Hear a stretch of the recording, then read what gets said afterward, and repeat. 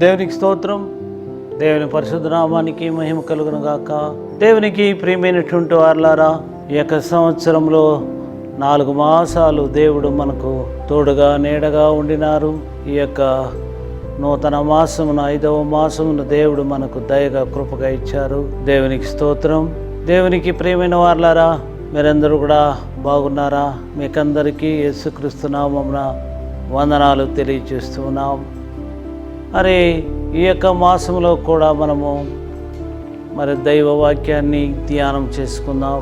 దేవుని వాగ్దానాన్ని పట్టుకుని ఈ యొక్క మాసములో సాగిపోదాం. దేవుడు మిమ్మల్ని అందరినీ కూడా దీవించి ఈ వాగ్దానం ప్రకారం మిమ్మల్ని ఆశీర్వదించునుగాక. దేవునికి ప్రియమైన వారలారా, నెహెమియా గ్రంథంలో మన యొక్క దేవుడు ఈ విధంగా సెలవిస్తూ ఉన్నాడు. 4వ అధ్యాయం 20వ వాక్యం. మన దేవుడు మన పక్షముగా యుద్ధము చేయును. ఇక్కడ యెరూషలేము దేవాలయాన్ని గుమ్మములను అన్నిటిని కూడా కూల్చివేసినారు శత్రువులు. ఆ సమయంలో నెహెమియా కొంతమంది సేవకులు ఈ యొక్క మందిరాన్ని గోడలను కట్టాలని అక్కడి నుంచి బబులోను నుంచి వారు బయలుదేరి యెరూషలేములోనికి వచ్చి ఆ యెరూషలేము యొక్క మందిరము యొక్క కార్యములన్నిటిని కూడా బాధ్యత వహించి నడిపించడానికి వారు వచ్చారు. ఆ సమయంలో కూడా వారికి విరోధంగా శత్రువులు లేచి వారిని కట్టనీయకుండా చేయడానికి ప్రయత్నించినారు. ఆ యొక్క సమయంలో దేవుడు వారికి ధైర్యమును కలుగజేశాడు. మన దేవుడు మన పక్షముగా యుద్ధము చేయును అని ప్రభు వారితో మాట్లాడినాడు, ధైర్యాన్ని ఇచ్చాడు. ఆ సమయంలో వారు ఆ యొక్క మందిరపు ప్రాకారములను కట్టడానికి పూనుకొనిది. అలా పూనుకొని వారు ఇలాగూ చేస్తూ ఉన్నారు. మాలో ప్రతివాడును తన పనికి గోడ దగ్గరకు వచ్చెను. అయితే అప్పటి నుండి నా పనివారిలో సగము మంది పని చేయుచు వచ్చిరి, సగము మంది ఈటెలను, బల్లెములను, విండ్లను, కవచములను ధరించిన వారై వచ్చిరి. అధికారులు యూదులలో ఆయా ఇంటి వారి వెనుక నిలిచిరి. గోడలు కట్టువారును, బరువులు మోయువారును, ఎత్తువారును ఒక్కొక్కరు ఒక్కొక్క చేతి పని చేస్తూ ఆయుధములను పట్టుకుని ఉంటారు. ఒక చేతిలో ఆయుధాలు, ఒక చేతిలో పని చేస్తూ వారు వచ్చారని నెహెమియా గ్రంథం 4వ అధ్యాయం 16 నుంచి 19 వరకు మనం చూస్తూ ఉన్నారు. దేవునికి ప్రియమైన వారలారా, ఆ యొక్క మందిరం యొక్క గోడలను కట్టడానికి వారు ధైర్యముగా నిలబడి దానిని కట్టి ముగించినట్టుగా మనము చూస్తూ ఉన్నాం. దానికి దేవుడే చెప్తూ ఉన్నాడు, యెహోవా మన పక్షము యుద్ధము చేసేవారుగా ఉన్నారు అని. అవును, ఆ విధంగా దేవుడు వారికి కాపులాగా, వారికి కాపుదలగా, వారికి రక్షణగా ఉండి ఆ పనిని వారు పూర్తి చేసినటువంటి వారుగా ఉన్నారు. అదేవిధంగా దైవ గ్రంథములో అనేక చోట్ల మనం చూస్తూ ఉన్నాం. ఏం చూస్తూ ఉన్నామంటే, శత్రువులు వారి మీదకి యుద్ధానికి వచ్చినప్పుడు, శత్రువులు వారితో పోరాడే సమయంలో ఇశ్రాయేలు ప్రజలు, రాజులు కానీ ప్రభు వారికి ఎలాగూ తోడుగా ఉన్నాడు అనే విషయాన్ని మనము చూడగలుగుతూ ఉన్నాం. ఇశ్రాయేలు ప్రజలు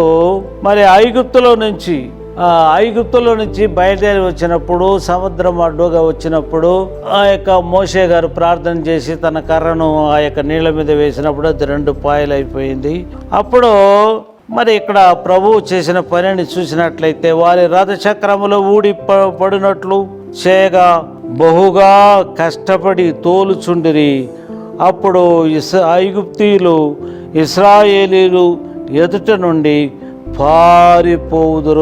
పారిపోదుము రండని యెహోవా వారి పక్షమున మనతో యుద్ధము చేయుచున్నాడని చెప్పుకొనుచు పారిపోయిరి. కాబట్టి ఐగుప్తీయులు యెహోవా వారి పక్షంగా ఉన్నాడని చెప్పి భయపడి పారిపోయినారు. కానీ అనేకులు ఆ యొక్క ఎర్ర సముద్రంలో మునిగి నాశనమైపోయారు. ఐగుప్తులోనూ అరణ్యములోనూ మీ కొరకు చేసినట్టు మీ పక్షముగా యుద్ధము చేసు మీరు ఈ చోటికి చేరు వరకు మీరు వచ్చిన మార్గం అంతట్లోనూ మనుష్యుడు తన కుమారుని ఎత్తుకున్నట్లు మీ దేవుడైన యెహోవా మిమ్మల్ని ఎత్తుకొని వచ్చిన సంగతి మీరు ఎరుగుదరని మీతో చెప్పితిని. ఇక్కడ ఆ ఇశ్రాయేలు ప్రజలతో కూడా దేవుడు ఎలాగ చెప్తున్నాడు, నేను మిమ్మల్ని నడిపించినాను, మోసినాను, మిమ్మల్ని మరి శత్రువుల బారిలో నుండి కూడా తప్పించి కాపాడినానని ద్వితీయోపదేశకాండం 1:31 చూస్తున్నాం. మీ దేవుడైన యెహోవా మీ పక్షముగా మరి యుద్ధము చేయును గనుక భయపడవద్దు అని ఆజ్ఞాపించెను. ద్వితీయోపదేశకాండంలో 3:22 ఈ విధంగా దేవుడు మీ పక్షంగా నేనున్నాను, మీరే భయపడవద్దండి అని ధైర్యము వారికి చెప్తూ ఉన్నాడు. భయపడకుడి, వణకకుడి, వారి ముఖము చూసి బెదరకుడి, మీ కొరకు మీ శత్రువులతో యుద్ధము చేసి మిమ్మల్ని రక్షించువాడు మీ దేవుడైన యెహోవా అని ప్రభువు సెలవిస్తూ ఉన్నాడు.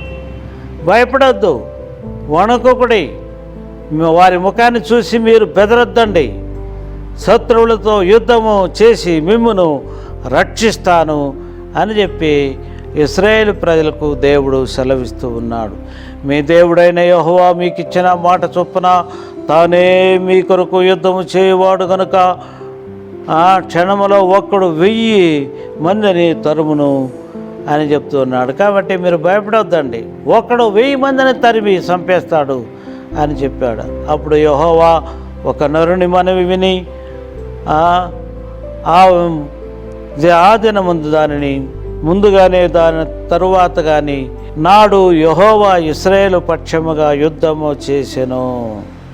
ఆనాడు లాగా మరి ఏనాడు కూడా లేదు అని యెహోషువ 10:14 ఇశ్రాయేలుల దేవుడైన యెహోవా ఇశ్రాయేలుల పక్షముగా యుద్ధము చేయును గనుక సమస్త రాజులందరినీ వారి దేశంలోనూ యెహోషువ ఒక్క దెబ్బతోనే పట్టుకొని వారిని తరిమి చంపి చెట్టుకు వేలాడి తీసినాడని వ్రాయబడి ఉంది.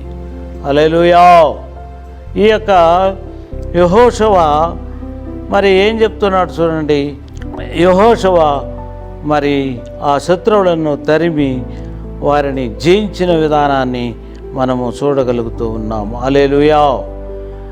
ఇక్కడ న్యాయాధిపతుల్లో చూస్తే ఫిలిష్తీయులు మరి ఆ యొక్క సంసోను ఇశ్రాయేల్ ప్రజలను, దేవుని ప్రజలను వారు తరుముకుంటూ వారిని నశింపు చేయాలని చూసినారు. కానీ ఇక్కడ ఏం జరిగిందంటే సంసోనును పట్టుకొని పోయి కొత్త తాళ్ళతో కూడా చేతులు కట్టేశారు.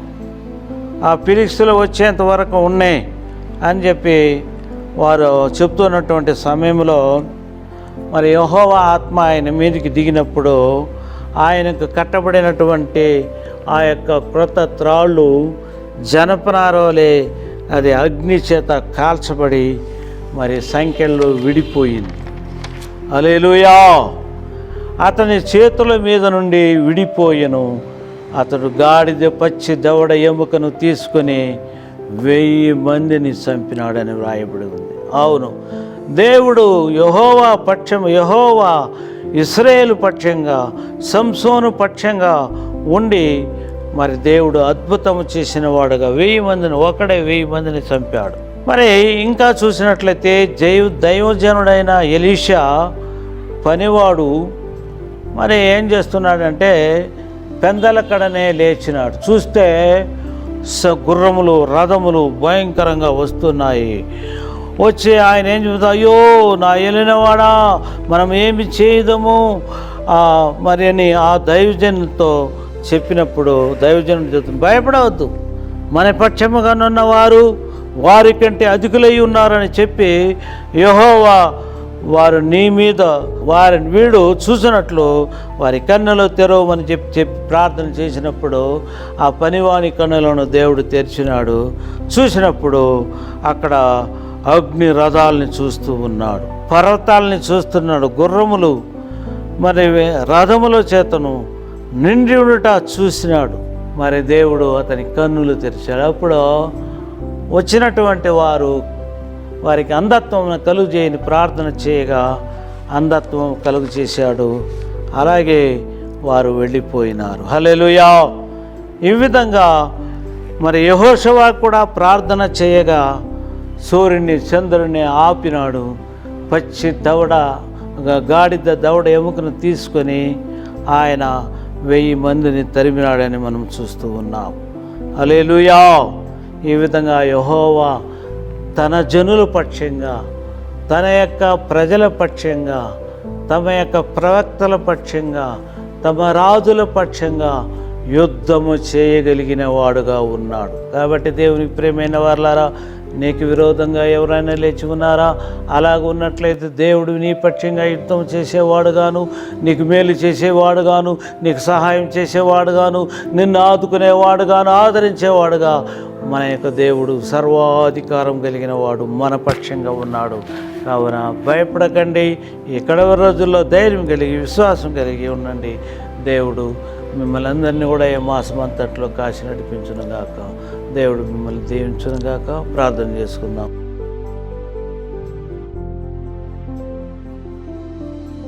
పరిశుద్ధుడ మంచి దేవా, మీరు నా తండ్రి, మీ యొక్క దాసులను, మీ సేవకులను, మీ యొక్క మరి రాజులను, మీ యొక్క తండ్రి మరి బలవంతులను ప్రభువా వారిని బలపరిచి ధైర్యపరిచి దేవుని ఆత్మచేత నింపబడి నాయన నీవు వారి పక్షంగా ఉండి యుద్ధం చేసి వారి జీవితాలు జయమును అనుగ్రహించినావు. అదేవిధంగా మా పక్షంగా ఉండి మమ్మల్ని ఈ మాసమంతా కూడా మేము నాదా మరి యుద్ధము చేసేవారుగా, జయమును పొందేవారుగా మమ్మల్ని మార్చండి. మాకు బలమును, కృపను, దయమును అనుగ్రహించి ఈ మాసమంతా మాకు తోడుగా ఉండవలసిందిగా మమ్మల్ని తగ్గించుకుంటూ యేసు నామమున వేడుకొని ప్రార్థన చేస్తున్నాం తండ్రి. Amen. Praise the Lord. Hallelujah. దేవునికి స్తోత్రం.